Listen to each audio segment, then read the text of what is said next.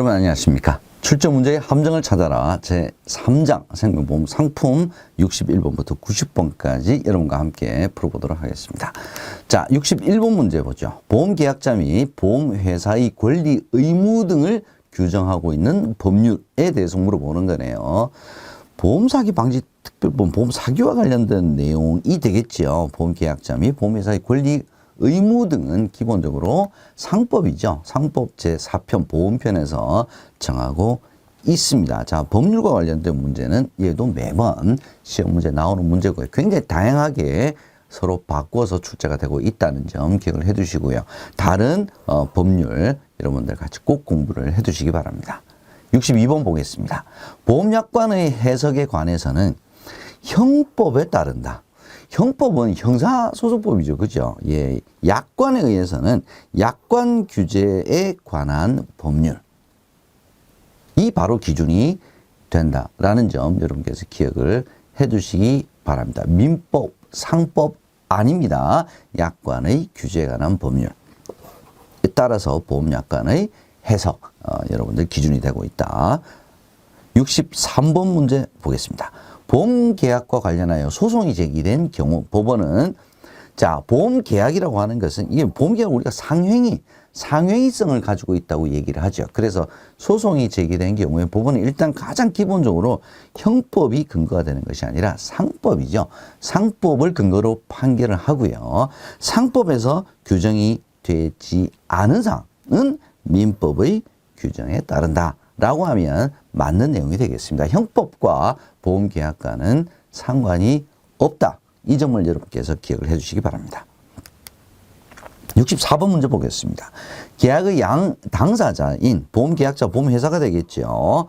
예, 서로 보험계약자는 보험료, 보험회사는 보험금이라고 하는 대가성 재산을 서로 지급하게 되는 거죠. 그래서 금전거래가 수반이 되기 때문에 쌍무계약이 아니라 유상계약이죠. 유상. 쌍무는 서로 간의 쌍방이 의무를 가진 계약이다 라고 보셔야 될 것 같고요. 대가성재산이니까 얘는 유상계약이라고 할 수가 있겠습니다.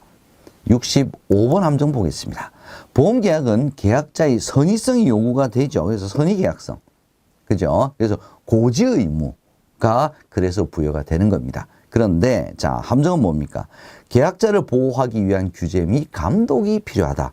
보험계약자를 보호하기 위한 규제 및 감독이 필요한 것은 보험계약의 어떤 특성 때문에 그렇습니까? 부합계약성 때문에 그런 거죠. 부합계약성이라고 하는 건 뭡니까? 자, 약관을 누가 만든다고요? 보험회사가 만들죠. 그럼 보험계약자는 전체를 동의하거나 거절하는 수밖에는 없습니다. 그래서 작성자 불이익의 원칙이 적용이 되겠죠. 작성자 불이익의 원칙도 계약자를 보호하기 위한 규제 및 감독에 해당이 되겠습니다. 그래서 선의성과 보험계약자 보호와는 관련이 없다. 이렇게 보시면 될 것 같고요. 계약자를 보호하기 위한 규제 및 감독은 바로 부합계약성으로 인해서 발생을 한다. 66번 함정 보겠습니다.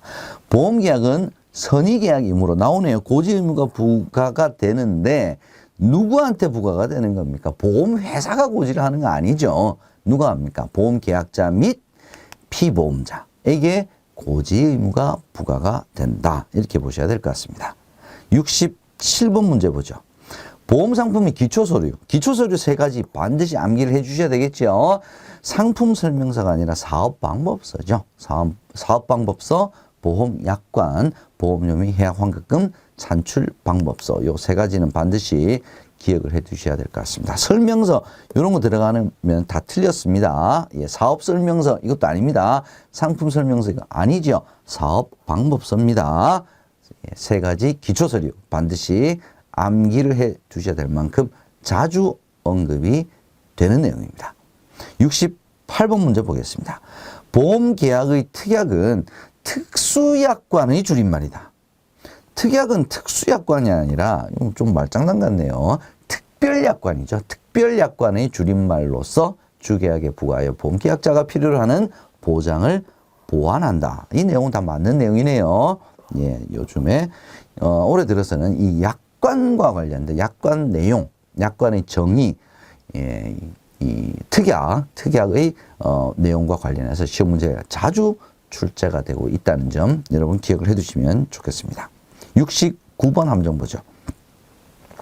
보험계약의 특약, 얘는 종류죠.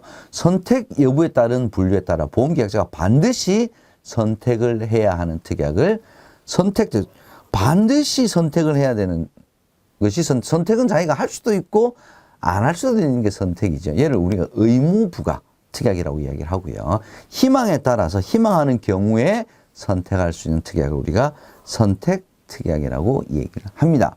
예, 특약의 종류 시험 문제에 요즘에 자주 출제가 되고 있는 부분입니다. 반드시 여러분 공부를 해 두셔야 됩니다. 70번 문제 보겠습니다.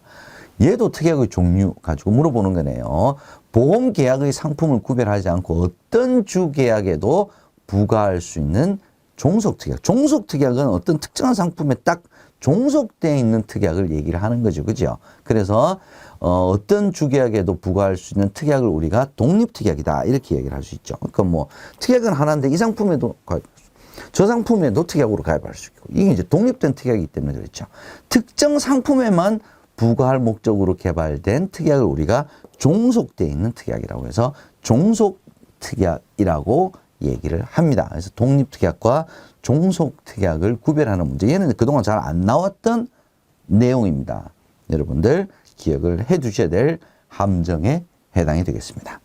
71번 문제 보겠습니다. 갱신형 보험은 보험 가입 후에 일정 기간 경과 시에 연령과 위험률을 변경해서 자, 무엇을 산정해서 다시 산정합니까?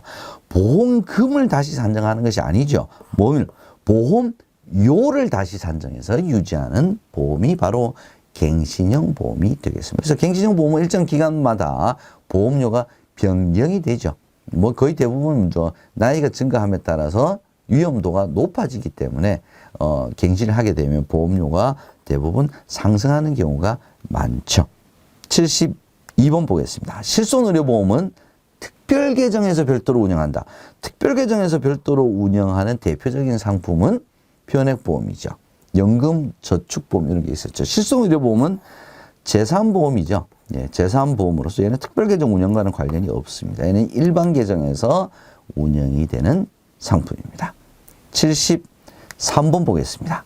생명보험 상품은 보험금 마련을 위한 준비금 이자 적립하는 방식에 따라서 고정, 변동, 실적배당 이렇게 구별을 했죠. 일반계정보험과 특별계정보험으로 구별을 하는 이유는 뭐냐면 계정을 별도로 분류를 하느냐 통합해서 운영하느냐의 기준에 따라서 구별을 하는 것이 일반계정보험과 특별계정보험이죠.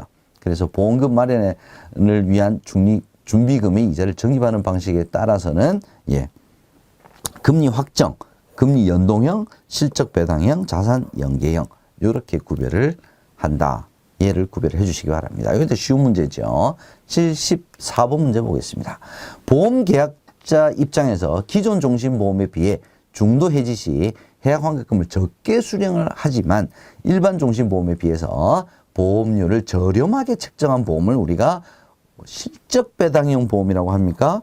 실적배당형 종신보험. 뭐 이런 말은 없죠. 뭐 변액보험이면 모르겠습니다만은 실적배당형 종신보험이 아니라 저해지 환급형 종신보험. 저해지 환급형 얘는 괄호 넣기로도 시험 문제 자주 출제가 되고 있습니다. 기억을 반드시 이 용어는 해 두셔야 되겠습니다. 75번 함정 보겠습니다. 종신보험은 피보험자가 몇 년 이내에 자살한 경우에 약정된 보험금을 지급하지 않습니까? 3년입니까? 자살보험금은 2년 이내 자살한 경우 보험금을 지급하지 않는다라고 해야 맞는 내용이죠. 3년이 틀린 내용이 되겠습니다. 76번 함정 보죠. 유니버셜 보험은 편의성 기능으로 독자적인 상품으로 자리를 잡고 있는 것이 아니죠. 유니버셜은 기능이라고 하는 측면에서 생명보험 상품에 기여를 하고 있습니다. 그래서 뭐 독자적으로 유니버셜 보험이라고 해서 수시 입출금, 중도 인출 이런 것이 되는 것이 아니고 뭐 종신보험에 이 기능을 붙이면 유니버셜 종신, 연금에도 붙일 수가 있겠죠. 그래서 독자적인 상품으로 자리를 잡는 것이 아니라 기능이라고 하는 측면에서 편의성 제고에 기여를 하고 있다라고 해야 맞는 내용입니다. 자, 이 지문은 보통은 정답 지문이라기보다는 그냥 지문의 하나로 출제가 된 적이 있었는데 이번에는 정답 지문으로 함정을 이렇게 파놨네요. 기억을 해주시면 좋겠습니다. 77번 보겠습니다. 장애인과 비장애인의 보험 가입 기준은 서로 다릅니까? 장애인과 비장애인은 무조건 동일한 절차, 동일한 가입 기준을 적용을 해야 된다라고 해야 되는 거죠. 가입 기준이 다르면 차별을 하는 거죠. 그래서 차별방지법에 따라서 제재를 받게 되어 있습니다. 그래서 무조건 가입 기준은 동일하다라고 해야 맞는 내용이 되겠습니다. 78번 보겠습니다. 장애인 보험은 개인 보험만 가입이 가능합니까? 장애인 단체 보험도 있죠. 5인 이상 단체가 가입하는 장애인 단체 보험에도 당연히 가입할 수 있습니다. 뭐 암보험, 종신보험, 연금보험 다 가입을 할 수도 있고요. 개인보험, 단체보험 다 가능합니다. 다 가능해야 차별을 안 하는 것이겠죠. 79번 보겠습니다. 장애인을 계약자로 하는 보험계약의 보험금은 연간 4천만 원. 제가 2장에서 장애인 보험료 세액공제 그 이야기를 하면서 제가 증여세, 비과세 얘도 함정으로 자주 나온다라고 말씀드리면서 얘기를 이미 했습니다. 장애인을 계약자로 하는 보험계약이 아니었죠. 뭡니까? 장애인을 보험 수익자로 하는 보험계약에서 보험금 연간 4천만 원 한도로 증여세를 비과세합니다. 반드시 기억을 해 주십시오. 요 함정 자주 출제가 되고 있습니다. 80번 문제 보겠습니다. 장애인 전용 보험은 우대를 합니다. 분명히 우대를 하죠. 그래서 보험료를 저렴하게 산출하는 건 맞아요. 그런데 위험률을 우대 적용하는 것이 아니죠.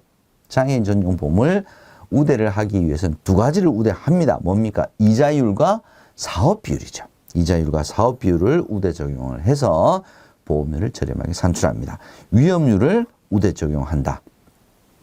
이건 어떻게 보면 위험도가 높은데도 보험료 싸게 해준다는 이건 차별하는 거죠. 동일한 위험 인수 기준에 위배가 됩니다. 그래서 이걸 물어보는 문제는 실은 작년 재작년부터 계속 좀 출제가 되고 있는 꾸준히 출제가 되고 있는 부분이다라고 여러분께서 알아두시면 좋겠습니다. 81번 보겠습니다. 연금보험은 위험보장기간 즉 제1보험기간이 있죠. 보험료를 납입하는 기간입니다. 사망을 하게 되면 뭔가를 지급을 하죠. 뭘 지급합니까? 기납입 보험료를 지급하는 게 아니죠. 뭘 지급합니까? 사망보험금을 지급하든지 계약자 적립액을 지급을 한다라고 해야 맞는 거죠. 기납입 보험료 다 돌려주는 것은 아닙니다. 요거 여러분께서 기억을 해 두시고요. 변액 연금보험에서도 위험보장기간에 사망 시 무엇을 지급합니까? 요걸 물어보는 문제가 나올 수도 있습니다. 같이 두 가지 공부를 해 두시면 되겠습니다. 82번 문제 보겠습니다. 자, 김생명 씨는 안정적인 노후 생활자금 마련을 위해서 20년간 보험료를 납입을 했습니다. 연금보험에 납입을 했겠네요. 퇴직 후 10년간 확정연금 받은 후에 그 이후부터는 종신토록연금액을 지급을 받을 수 있는 종신연금형 연금보험에 가입을 했다. 자, 이건 우리가 이제 뭘 이야기를 하냐면 우리가 연금을 수령하는 방법이 여러 가지가 있겠죠. 그죠? 자, 이런 경우는 10년간 확정연금을 받은 후에 종신토록연금액을 지급을 받을 수 있는, 그러니까 두 가지, 연금 수령 방법 두 가지를 선택을 한 거죠. 두 가지를 선택을 했으면 종신연금형 연금보험이라고 우리가 표현하면 안 되죠. 종신연금형은 처음부터 종신토록연금액을 지급받을 수 있도록 했다. 그러면 종신연금형이 맞죠. 처음에 확정연금 10년간 받고 그 이후 기간에는 종신연금으로 받았다. 그럼 두 가지를 같이 선택을 했으면 얘는 혼합연금형이죠. 혼합연금형 연금보험이라고 해야 맞는 내용이 되겠습니다. 83번 함정 보죠. 세제적격연금저축 상품은 최소 보험료 납입기간이 10년에서 5년으로 단축되었죠. 얘는 맞네요. 가입 나이 제한 없어졌죠. 없어졌습니다. 얘도 맞네요. 보험료 납입기간은 납입 한도네요. 한도는 분기 한도에서 연간 한도로 바뀌었죠. 분기 한도로 변경이 된 것이 아니라 분기에서 연간 한도로 바뀌었습니다. 얘가 틀렸네요. 근거보험료는 조세특례제한법에서 소득세법으로 바뀌었습니다. 세액공제가 되면서. 그래서 분기 한도가 아니라 연간 한도라고 해야 맞는 내용이 되겠습니다. 84번 함정 보겠습니다. 퇴직연금 중에 확정급여형은 DB형이죠. DB형은 뭐가 확정이 되어 있습니까? 퇴직금이 확정이 되어 있는 거죠. 그래서 납입하는 금액은 매번 달라집니다. 근데 DC형은요. 뭐가 확정? 납입하는 금액은 확정인데 받을 수 있는 금액, 받는 금액은 실적에 따라서 투자 성과에 따라서 달라지는 거죠. 그래서 퇴직금은 확정급여형인 경우에는 회사와 그 다음에 확정급여형에서 두 군데에서 같이 지급을 하게 돼 있고요. DC형은 확정기여형은 확정기여형 이 퇴직연금에서 퇴직금을 지급하는 걸로 끝나는 거죠. 그죠? 그래서 근로자 퇴직 시에 회사가 퇴직급여를 지급하지 않는 것은 DC형이죠. DC. 확정급여형은 퇴직 시에 회사와 그 다음에 운용사업자, 그 퇴직급여 양쪽에서 둘 다 지급이 되는 것이 확정급여형 DB형이 되겠습니다. 그래서 최근에 DB형에 대해서 물어보는 함정이 여러 분야에서 자주 출제가 되고 있다는 점 참조를 해주시면 좋겠습니다. 85번 문제 보겠습니다. 변액보험이죠. 변액보험은 보험업법에 적용이 받죠. 또 예금자 보험법은 적용 안 받죠. 얘는 실적배당 상품이기 때문에. 다만 특약과 최저보증보험금은 예금자 보호법 적용을 받지만 주계약은 기본적으로 예금자 보호법 적용을 받지 않습니다. 변액보험이 적용을 받는 법률은 보험업법과 자본시장법이죠. 자본시장법 둘 다 적용을 됩니다. 예금자 보호법은 틀린 함정입니다. 86번 보겠습니다. 변액보험 상품은 가입 시 상품 설명서에서 예시한 해약 환급금은 최저보증하지 않는다라고 해야 맞는 내용이죠. 어떤 변액보험도 변액연금이든 변액종신이든 변액유니버셜 적립형 보장형 어떤 변액보험 상품도 해약 환급금은 최저보증하지 않는다. 이 부분 자주 출제가 되는 내용입니다. 기억을 해 두셔야 될 반드시 기억을 해 두셔야 될 내용입니다. 87번 함정 보겠습니다. 변액보험은 수익성을 더 중시해서 운용하는 상품이죠. 수익성 때문에 주식, 채권, 투자형 상품에 운영을 하게 되는 거겠죠. 자, 이 지문 최근에 나온 것이라기보다는 뭐 몇 년 전부터 이 내용은 계속 출제가 되었던 꾸준히 출제가 됐던 부분이다라는 점 여러분 참고해 주시면 되겠습니다. 88번 함정 보겠습니다. 변액보험은 적립된 금액을 3개월마다 평가를 하여 계약자별로 배분한다. 변액보험은 실적배당형이잖아요. 그죠? 매일매일 실적이 달라지겠죠. 주식, 채권에 운영하잖아요. 금리 달라지고요. 주가도 매일매일 달라지잖아요. 그래서 계약자별로 배분하는 것은 3개월이 아니라 매일이라고 해야 맞습니다. 매일매일 평가해서 시가 평가해서 계약자별로 배분을 한다라고 해야 맞는 내용이 되겠습니다. 89번 보겠습니다. 변액연금보험은 연금 적립금 최저 보증을 설정을 하게 되면 최저 보증 설정하게 되면 최저 보증 비용이 빠지죠. 이 비용만큼이 운용을 할 수 있는 금액에서 빠지는 거죠. 그죠? 그래서 고수익 추구가 불가능하게 됩니다. 고수익 추구가 가능하려고 그러면 최저 보증을 설정하지 않는 미보증 상품에 가입을 했을 때 보증 비용만큼이 더 운용이 돼서 플러스 알파가 생기겠죠. 그죠? 그래서 고수익 추구가 가능해집니다. 그래서 최저 보증 설정하게 되면 고수익 추구가 좀 어렵고요. 미보증, 보증 비용이 안 빠질 경우에는 한번 트라이 해볼 수 있죠. 고수익 추구. 자, 어디서 틀린 함정인지 여러분 구별해 주시면 되겠습니다. 마지막 문제네요. 90번. 변액종신보험은 일반종신보험으로 전환할 수 있죠. 일반종신보험은 변액보험으로 전환할 수 없습니다. 변액종신에서 일반종신으로 한번 전환이 됐으면 다시 돌아올 수도 없다까지 여러분께서 알아두시면 되겠습니다. 자, 이렇게 해서 3장 생명보험 상품 여러분과 살펴봤습니다. 여러분 수고 많이 하셨고요. 저는 다음 이제 마지막 시간 재산보험 4장에서 다시 찾아뵙도록 하겠습니다. 여러분 수고하셨습니다.